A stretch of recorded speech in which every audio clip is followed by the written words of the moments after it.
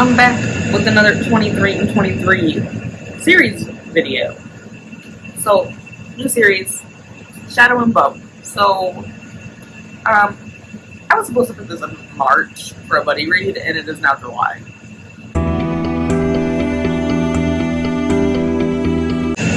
However, I am really enjoying this, and I can see this being a relatively quick read, which is good. I've been only reading for like 25 minutes, and I'm on page 36 already, and I'm intrigued. I'm very much intrigued. This is going a lot better than when I tried to read Six of Crows back in 2021 because of a book club pick, and that nobody decided to mention that Six of Crows is a continuation of Shadow and Bone, which would explain my confusion on literally everything that happened. So, Shadow and Bone, it's going really well. I am very interested in what's happening right now, and this is for sure going to be, I think, a quick read. Alright, I probably should have filmed this clip before I turned the lights off, but we're going to deal with it. So, I have hit the 50% mark in Shadow and Bone. Very difficult to see this book because it is dark. Also, the light is behind me because I tend to aim my books this way when I read in bed. We're at 50%, and this is probably one of the best books I've read in a long time. And when I say a long time, I mean like fantasy that I haven't already read. So like I just finished City of Bones. I didn't know I liked City of Bones. I've read it, that's like the 6th or 7th time I've read it. I know I like that. This is a fantasy book I've never read before, and I'm really loving it. And thinking back on it today, I was thinking back. I haven't been in a fantasy mood for a long time, which is why I haven't done like any of these 23 and 23 videos, because I picked a lot of fantasy because I love fantasy. So I read a fantasy book back in February, and I can pinpoint which one it is. I'm not going to say what the book name is right here, what it's about. But it put me into such a slump because I didn't like it. And I just didn't want to deal with fantasy anymore. I was like, I don't like this. And I think I was very generous giving it 2 stars looking back because of how bad it put me into a slump. I really should have rated it a 1. I'm not going to go back and change my rating though. But looking back, I should have rated it as a 1. But I rated it as a 2. But it put me into this massive slump from February until literally now, in July. To get back into fantasy, where I was like, hey, I love this. Because that's why I kind of was reading City of Bones. It's like, maybe if I read a fantasy I love, I'll get back into it. And then this is the next one I picked up. I was like, I need to read this buddy read from February that I never got to. And it picks me up out of this fantasy slump so easy. So I really gotta love Shadow and Bone here. And I love the dark aspects of it. I like darker fantasy to an extent. Like, so usually when it's darker, I like darker romance fantasy books. But there's really not too much romance going on in this. I mean, there's like aspects of where it like mentions stuff. And I think we'll get a little bit more into that, because I think all fantasy books have like a little bit of aspect. Most do. I guess I really can't name off the top of my head that doesn't like some kind of relationship that forms in it. But we're on 13 now, and I'm more excited. Like, it's making sense now. Because I have read Six of Crows before, and nobody told me that this series came first. I was so confused during Six of Crows. But I think, reading this now, I will have a better understanding of Six of Crows when I reread it. And getting this information, I don't even remember what Six of Crows was about. I know there's a prison in it. That's about all I can tell you. That's all I remember, and being confused. I'm like, what's happening? But I think if I read this, I'm going to actually understand what's happening. And it's going to go better now, you know? This is going to end up better. And I'm really loving it. It is like 9:40. So I'm going to read a little bit more. I want to get to at least page 200 tonight, and I'm at 183. So I want to at least read a few more chapters, probably. Kind of depending on where it ends on a chapter. Yeah, it's going to be a little bit more than that, because I like to end on a full chapter if I can. Especially if it's a book I haven't read before. If I'm reading The Moral Instruments, I'll stop in the middle of a chapter, no problem, just because I know what's going to happen. I know where we're going. I don't care about stopping in the middle of a chapter. Oh my gosh. Where did chapter end? Watch it. I just started a chapter. That's why I can't find it. Ooh, it's a longy chapter. Oh my gosh. Oh, it's like 2 more chapters. I bet the chapter just started when I said that or something. I bet it did. Because that's always what happens to me. But that's going to be the goal for tonight. It's going really well. I'm enjoying my time. I'm excited to learn more, like, about her gift. And about how she, like, suppressed this and stuff. And I also want to know more about the Darkling. Like, we need more background on him. Like, bro, who are you really? Like, that's not your name. And I need more background on this yet. But, I think we're going to get that. Because there's more books. So I think we'll get there. And also, can I just say how much I love these covers? Which, I bought these editions for these covers alone. Because they're gorgeous to me. I just love it, especially this blue one, because blue is like one of my favorite colors. Alright, so we finished Shadow and Bone. 5-star read. Because it is the first fantasy book since February that I've read so fast. And I think it's like brought me out of my fantasy slump. Because like I've been wanting to read fantasy, but like the problem is I've been slow at it. And usually I'm not that slow at it. That is horrible, but that's okay. Here's the cap. Mark that off on my things to read. So that marks a buddy read done from February. Now, Siege and Storm Book 2 was supposed to be a March buddy read. So I'm not going to get to that right away. I'm going to get to the other February buddy reads I didn't do, which are City of Ash, Tomorrow, and the Institute. So I'm bringing the Institute. I think I'm going to read the Institute next. I think that's what's waiting on my poll that I posted on a Discord, but I also had a poll up on my community tab. So 5 stars. I loved it. Although I am very confused by the people on Storygraph who have marked Shadow and Bone as lighthearted and relaxing. It's like 2% of people. I'm like, did we read the same book? Because I don't think it's very lighthearted. That's not the vibe I'm getting. But who am I to say? I'm gonna go to my mom's, pack up my stuff, turn my TV up because I've had Bob's Burgers playing for the past season 5, which I've seen like multiple times. It's gonna be fun. We will start Siege and Storm. I'm hoping soon. Probably it might be August actually before I start it, but we're gonna get to it, guys. I promise.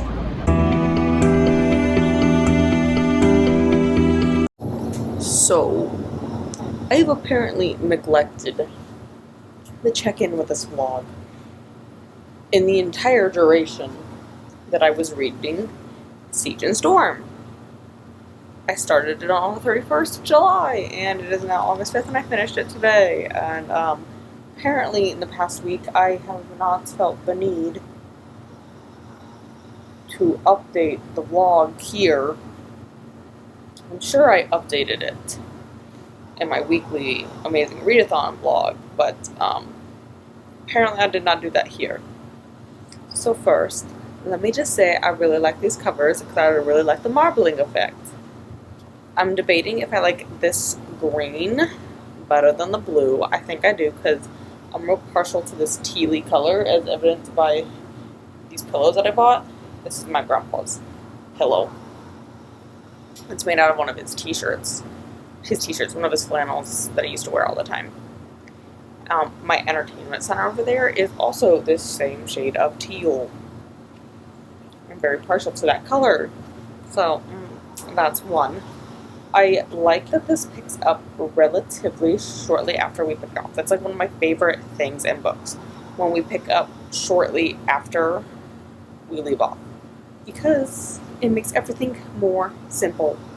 Like, don't be taking these huge breaks in times. I hate huge time breaks. A few weeks is fine. A few months is kind of pushing it. It's when we take like a year off that pisses me off. But this picks up relatively shortly after we left off.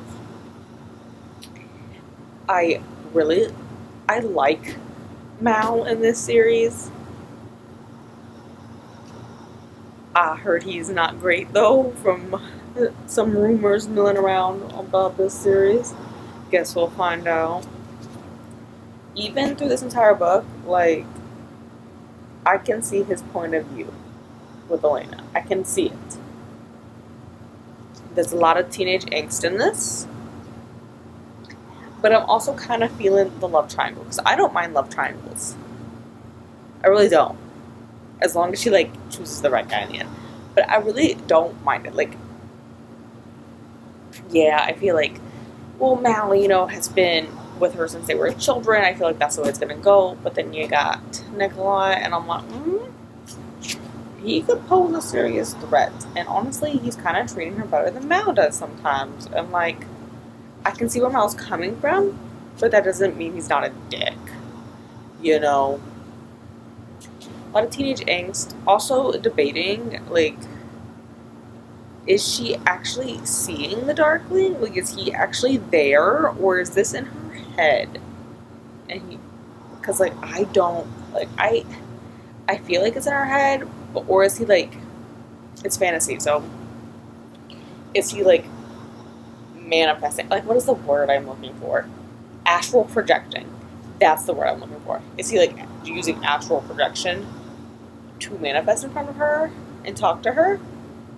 No, I feel like that could be a thing, you know? You know, that could totally be a thing. But this went very well. Not as good as book 1. It did draw me in, don't get me wrong, but I'm going to say this is closer to a 4-star. I do like the covers coming into meaning as we read them, you know, but I think this suffers from a little bit of middle book syndrome, where, you know, book 1 is great, fantastic, and then book 2, it just falls a little flat. And I think where it goes a little flat is because it starts to go into the politics a little bit, and I'm not really into politics, to be completely honest. Like, history-wise, I'm, like, into, like, presidents, and, like, I'll read, like, certain presidents' biographies and stuff, but that's a side note, and who cares. I'm not too into the politics of things, and I feel like they start to get a little bit political in this. I think even Leah Bardugo mentions in the back of this. Yeah. I go more deeply into the politics and power dynamics of the world, is what she says about writing Siege and Storm different from Shadow and Bone. And it's not quite my vibe, but, like, it wasn't bad. Like, it wasn't, like, too much or anything. It's not my vibe. So, I finished this, and we're gonna jump right into book 3, because, like, I gotta find out how this trilogy ends. So, you know, that's an improvement, because I generally don't read. I haven't been reading series books back to back, which is something I usually do, but, like, I've been lacking on it this year. But we're gonna jump right into book 3 next. So, here we go.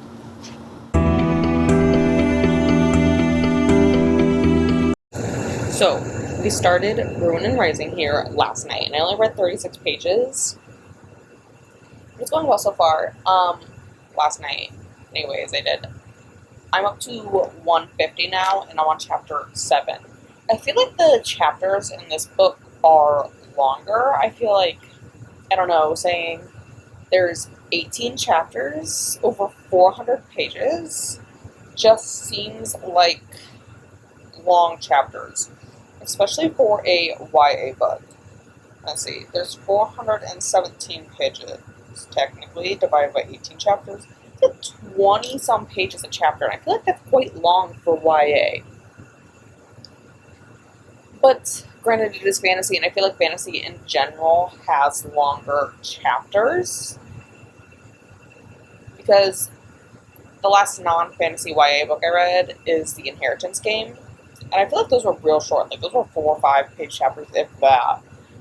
But that was like a mystery more, so maybe it's just because it's fantasy that it's longer chapters. Because even the Mortal Instruments, I think, is classified as YA, right?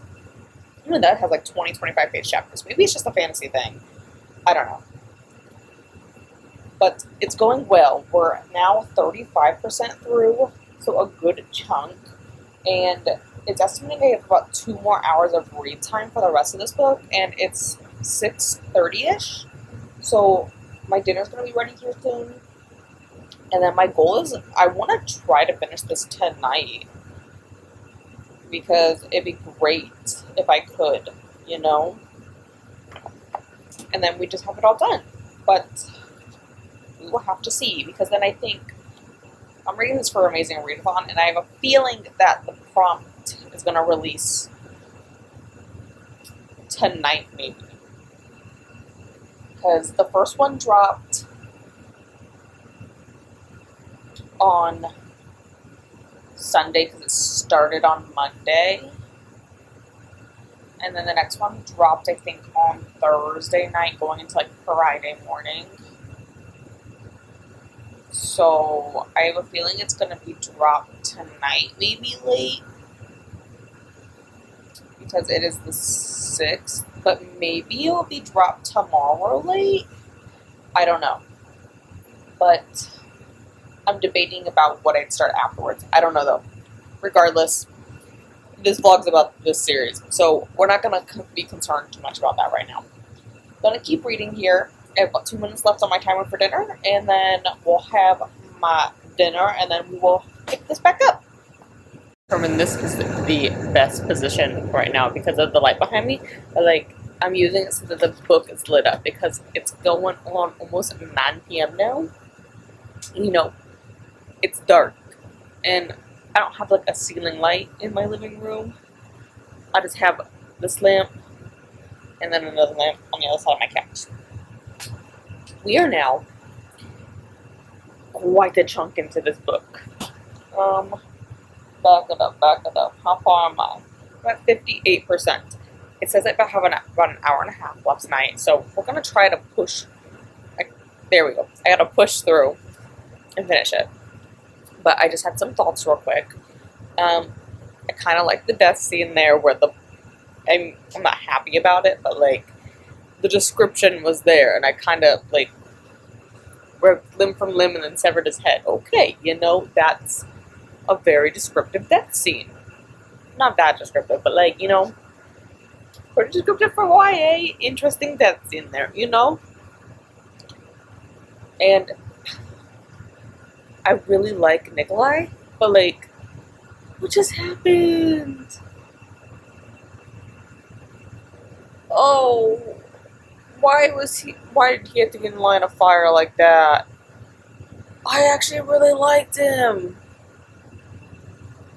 Now I have a feeling like there's no coming back from this. There's no coming back.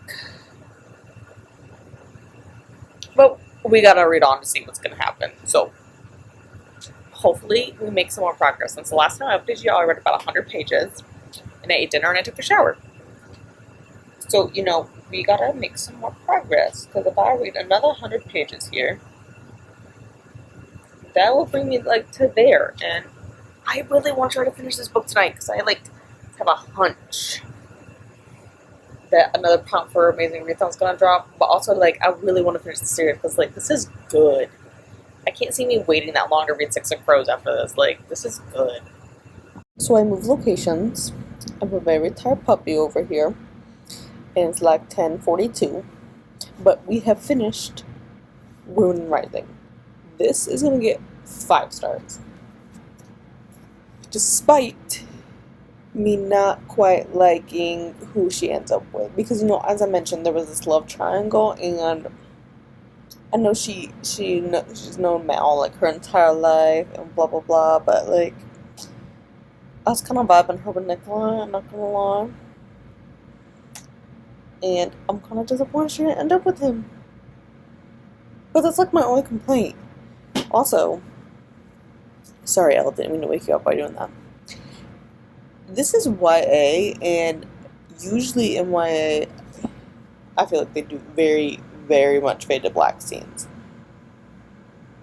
And it wasn't that fade to black. Like, it wasn't detailed by any means, but like, it's more detailed than I expected in a YA book.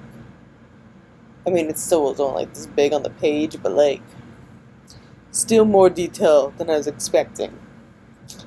Honestly, fully expected them to glance completely over that plot line. And I was actually fully expecting there to be some more major character deaths in this than there was. But like, that's not a problem, really. You know what? Good on Leah for not, killing off all the main characters and making it a big problem. But overall, 5 stars for this book. I really, really enjoyed this one. I do think Siege and Storm maybe suffers a little bit from middle book syndrome, but great series overall. I really, really like the series. I was unsure if I was going to like it because back in